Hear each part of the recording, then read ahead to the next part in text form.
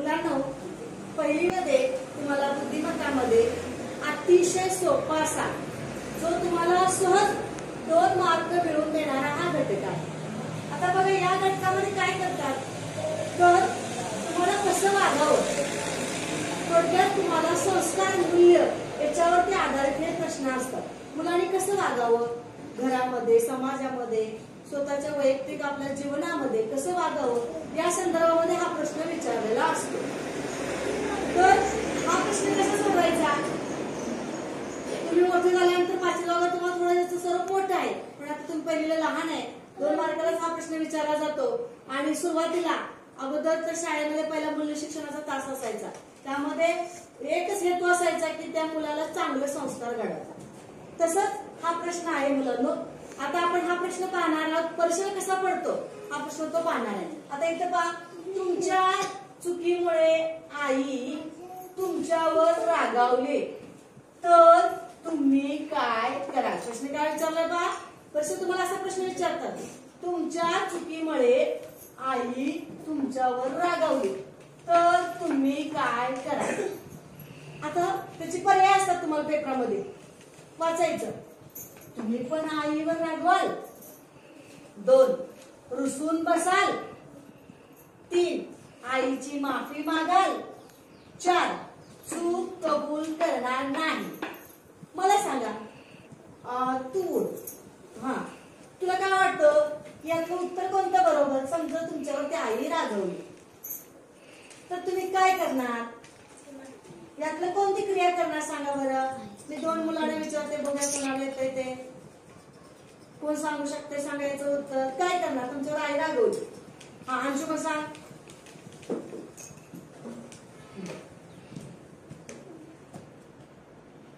बर, अजून कुणाला काय वाटतंय? त्याने सांगितलं मला. हा, अजून शास्त्र सांग.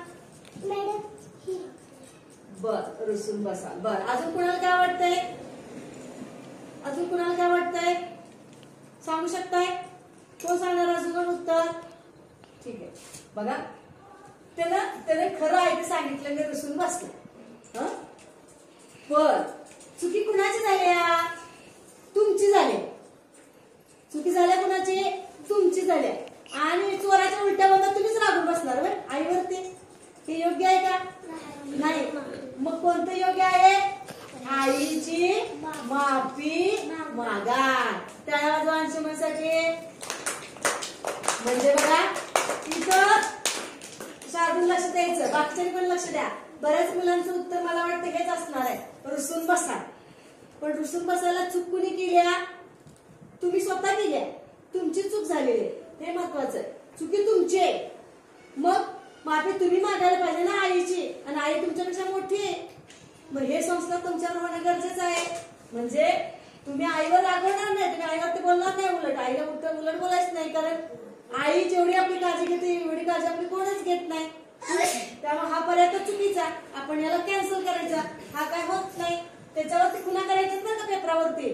मी तुम्हाला एक नमुना दाखवायला लागल्या. रुसून बसा तर बिलकुल नाही, चूक कबूल करणार नाही बिलकुल नाही. उत्तर कोणतं? 3 नंबरचं. आणि 3 नंबरचा गोल कुठलाही करून मोजायचं बघा. 1 2 3 आणि त्याला गोल करायचा. आणि गोल असा करायचा की त्याच्या बाहेर जाताना म्हणे. ओके, समजलं का? असे प्रश्न तुम्हाला परीक्षेला विचारतात. छोटीशीच प्रश्न त्याच्यामध्ये बघा, जवळजवळ गुणवत्ता शोधचं पुस्तक आहे, त्याच्यामध्ये 3च प्रश्न विचारलेले आहेत. तुमच्या मित्राने शाळेत समजा जेवणाचा डबा आणला नाही तर काय करणार तुम्ही? मी पर्याय वाचते बघा, मला उत्तर सांगायचं. त्याला डबा नाही म्हणून चिडवेन, माझ्या डब्यात थोडं जेवण देईन, त्याच्याबद्दल सर्व मुलांना सांगेन, त्याच्याबरोबर बोलणार नाही. यातला कोणता पर्याय योग्य? शिवांश, निवारण उत्तर द्यायचं. अगदी बरोबर आहे, टाळ्या वाजवा त्याच्यासाठी. म्हणजे हा पर्याय काय करायचं की गोल करायला गरजेचं. आता दुसरा प्रश्न बघा, आई आजारी आहे आणि आजारी असल्यामुळे ती झोपून आहे, तुम्ही काय करणार? आईकडे खाऊ दे म्हणून हट्ट कराल, आईला जेवण बनवायला सांगाल, का घरातील कामे करून आईची सेवा करेल, का बाबांकडे आईची तक्रार करेल? यातलं कोणतं वाटतंय? शिवान सांग. आई बरोबर आहे. टाळ्या वाजवा त्याच्यासाठी. आई आजारी आहे तर काय करायला पाहिजे तुम्ही घरातली कामं करून आईची सेवा केली पाहिजे. बरोबर आहे की नाही? ठीक आहे. आता पुढचा शेवटचा प्रश्न विचारते. तुमच्या भावाचे आवडते खेळणे तुमच्या हातातून तुटले, तुम्ही काय करणार त्यावेळेला? तुमच्या हातातनं बघा खेळणं पडलंय आणि तुटलंय तेव्हा तुम्ही काय करणार? भावा तुटले बरं का, भावाला सांगेन त्याची माफी मागेन. 2 मी खेळणे तोडले नाही म्हणून सांगेन. 3 खेळणं लपवून ठेव. 4 भावालाच रागले. त्यातलं कोणतं वाटतंय तुम्हाला?